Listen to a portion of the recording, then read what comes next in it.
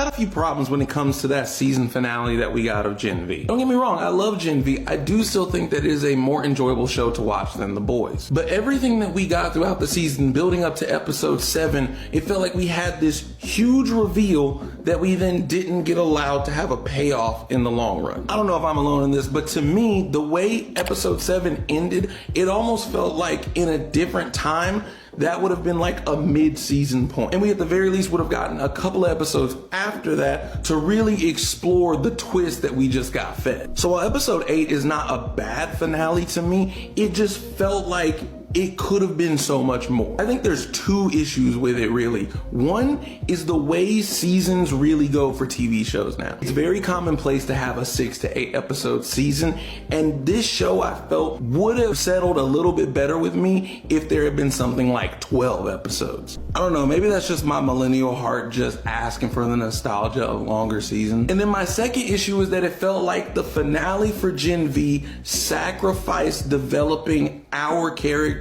and everything that we love about that show for the sake of how it leads into the final season of The Boys. And I understand we've had these 2 different shows intertwining before. They're in the same universe occurring at the same time. But it just felt like by the end, the season 2 of Gen V became more of a vehicle to get us to season 5 of The Boys. And I do acknowledge there were things like different writers and actor strikes. You also had the passing of Chance Perdomo. So a lot of things could have changed from what they originally planned. I do still think it's a great show. I know that it's up in the air on if there's gonna be a season 3.